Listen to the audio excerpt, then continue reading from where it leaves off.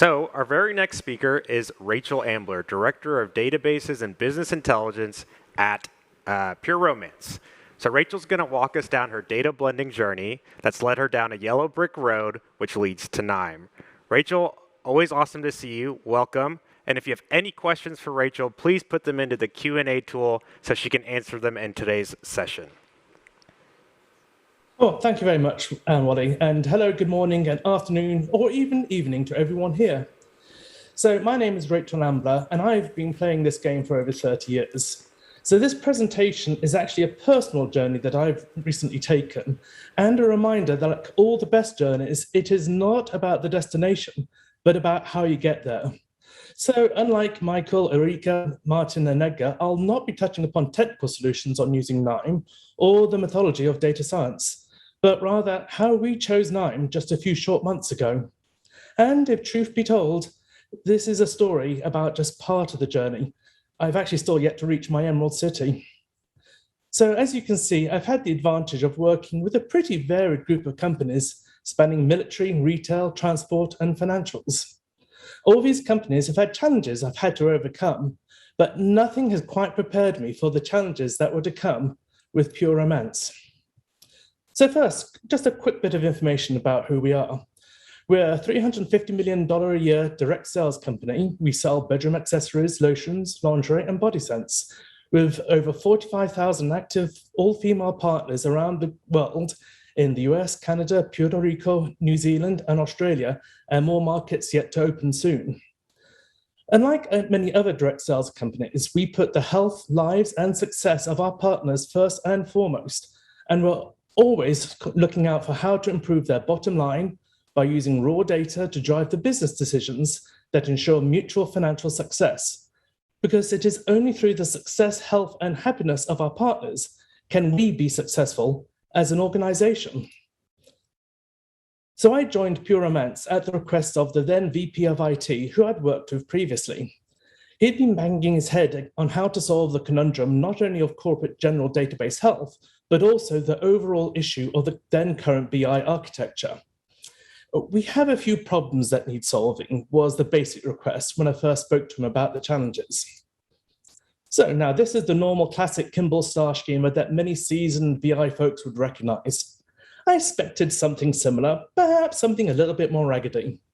I thought the cube would need just a little bit of TLC, but nothing too major.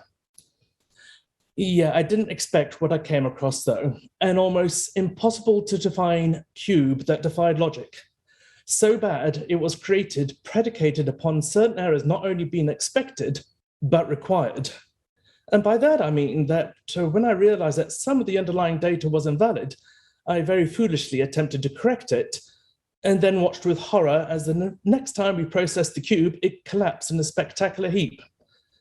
And just as well we had backups, because all attempts at repair then failed miserably. And that's when I realized this girl wasn't in Kansas any longer. And those striped stocking feet that stuck out from this cube of horrors was indeed the proverbial Wicked Witch of the East. I needed a way to get us out of this nightmare. The Emerald City of data sanity seemed so far away, but that's where I had to get to. So yes, we needed some bricks. The road wasn't going to magically appear, and I was going to have to start creating and laying some of these bricks. Now, before I could get the bricks for my road, I needed to know what obstacles lay in my path. At the time, Pure Romance was using SQL Server reporting services to present the reports to the business, and hard-coded canned reports on the partner front end.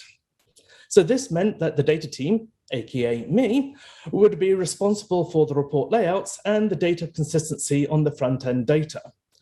Not an easy task, and the one thing I knew I was not good at was report writing.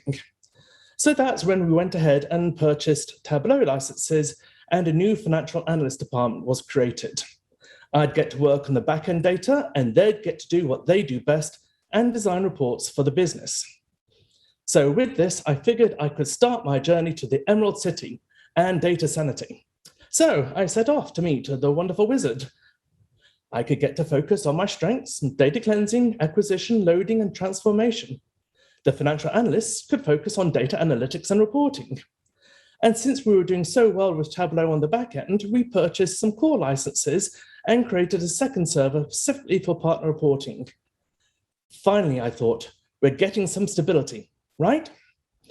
Wrong. Yeah, not even close. Even in Oz, the road can be littered with unexpected hazards like potholes. It's even worse when you've allowed the potholes to form under your watch. The basic layout of the warehouse was still based upon much of the horrendous misaligned models of the past. We had been fighting so many day-to-day issues, finding more data and nuances that we had simply no time to re-engineer. We built a new warehouse system that was otherwise well managed and controlled, and the business was now gorging upon it. And the financial analyst team were now twice the size of my team. So yeah, we needed some better bricks. To move on, there were some seriously annoying issues we needed to deal with. The data model was still old, antiquated, and not quite fit for future purpose. There was still way too much business logic contained within the ETL. The tables and views created for Tableau were deep and fat, and we had to double load the data for both Tableau instances. To address the old data model, we'd need to step back to the source systems and think about getting smarter about the data that we present to the analysts. We also needed to identify some of the pinch points, where the analysts constantly hit problems with the data, such as, why isn't this partner showing up in this table? Or what makes a partner inactive? We also needed to reduce the complexity of much of the data. For example, we were surfacing order detail data in several different forms. With the business logic contained within the warehouse, this meant that my team was always responsible for reflecting fast-changing business rules that affected the data at the lowest level. We had some horribly complex and long queries built inside the ETL. Changing one part of the logic would inevitably break something else down. To fix much of this, the analysts needed to own the logic. But our logic was built inside SQL views, functions, and procedures, and the analysts were not SQL developers. The tables were deep and fat because they contained both header and detail on a relational platform. The analysts at the time struggled with Tableau blending the data correctly, and Pure Romance runs very fast. We have very little time to fix the sins of the past. A huge amount of extra work was placed upon the ETL and Tableau, which wasn't where we should be. Having two servers meant invariably that we needed both to have the same data sources.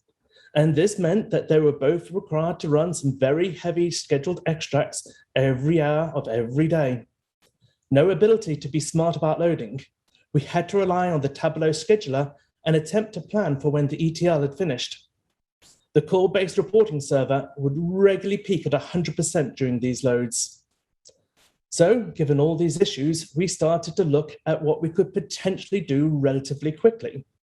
And all this coincided with the release of the Tableau Prep tool. Well, initially we thought Tableau Prep was going to be the answer to all our problems, but we quickly learned of its limitations. It could certainly help with allowing the analysts to start at a much lower level with the data and help remove some of the business logic from the ETL. Some, but not all. And it could also help remove some of the issue of the deep fat tables, since much of the processing would happen within the workflows. Sadly though, despite all the efforts to do so, we were still stuck with needing scheduled jobs to double load the data. We tried, we honestly really tried, but after a year, we realized that wasn't going to work for us. During our first year, we found the limitations of prep. The core-based model was comparatively expensive, and despite waiting for a year, development seemed sluggish, and new features never quite seemed to make it to market. And ultimately, it was still, and by and large, schedule-based. And finally, it created a lock-in with Tableau, which did nothing to help us plan for what I wanted to be a very flexible future. And this all being the case, we needed to rethink all of this. Our current bricks weren't enough. We needed some far better ones. So we knew from looking previously that there were other options out there. Knime was one, and there were others. Now, as I mentioned previously, the analysts were not developers. Having a GUI would go a long way to help encapsulate the logic without bogging them down in large amounts of SQL. We were still wedded to Tableau, so whatever tool we went for had to support Tableau as an output. And we also wanted to be very aware of future change. We needed something that could handle other reporting solutions out there. So earlier this year, we started a proof of concept. Based upon our previous examination in years past of the tool space, we chose two different solutions to perform a head-to-head proof of concept exercise, winner takes all. Knime versus, well, I can't mention their name, but they are a big player in the field. Their competitor came in first and started off strong. The product looked solid, had an extensive API, and seemed to embrace simplicity and complexity. Knime came in from behind. Our initial thoughts were of how Spartan the product looked and how hard it seemed to be to do things the competitors seemed to do with ease. And the Knime API looked empty compared to the Swagger UI listing of all the REST endpoints of the competitor. And then we started to dig more into it. And boy, did the tables turn fast. The competitor was a serious enterprise tool. And by that, I mean it was sold that way by account managers with targets to meet and money to make. What you saw is what you bought. If you wanted anything extra, it was going to cost you. Knime, on the other hand, had a mindset that fit in with ours perfectly. A great bunch of folk who were always on the calls, willing to offer help and answers to any question. And there was a seriously large amount of components out there to download and utilize. The final decision really was ultimately very easy. We were already swayed by what we began to see beyond the initial proof of concept, and Knime was streaking ahead. Ultimately, the competitor made it even easier for us.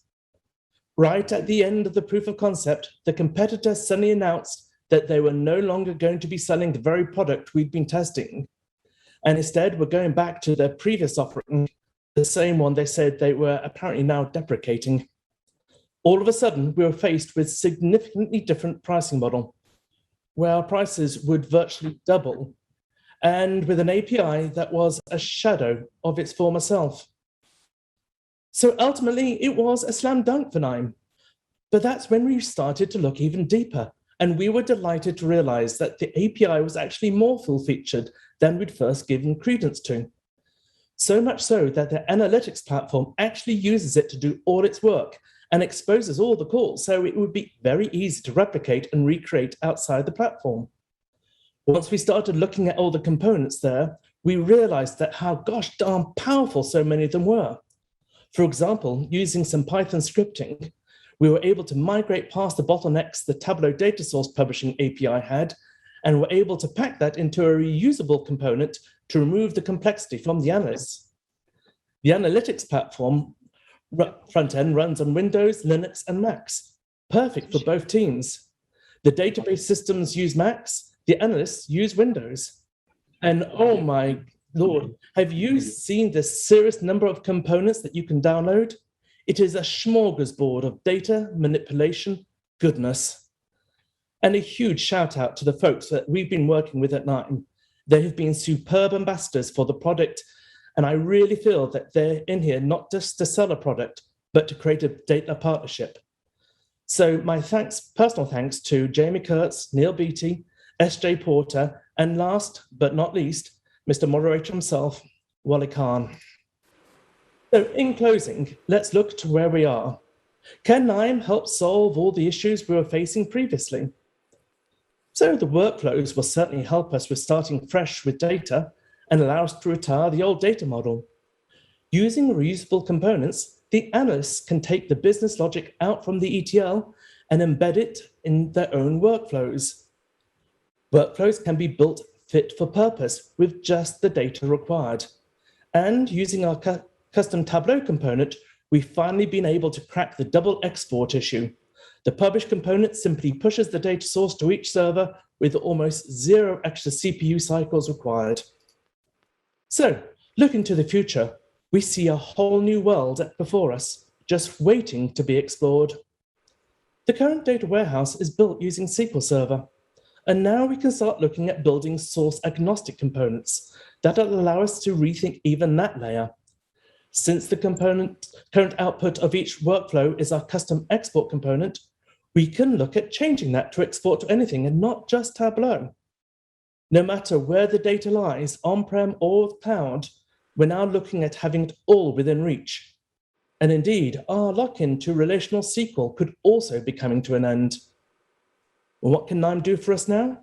Well, we can start to explore other methods of storing data, such as the Hadoop stack, Kafka, Snowflake, Exasol, or Postgres.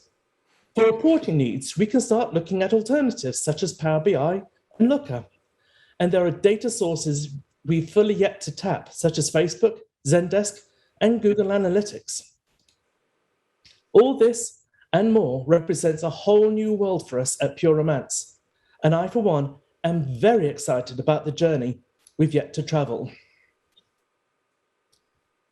So thank you all for your time in letting me tell you about the first part of our tale. And I look forward to perhaps coming back for part 2 next year. Thank you so much, Rachel. That was a great presentation. I love the shout out, and I think I can speak on behalf of our entire team when we say we love working with you too. So we'll get to you more. We'll see more of you later in the Q&A session, I guess, at the end of the data talks. So we'll see you there, all right? Next. Bye, Rachel. Bye.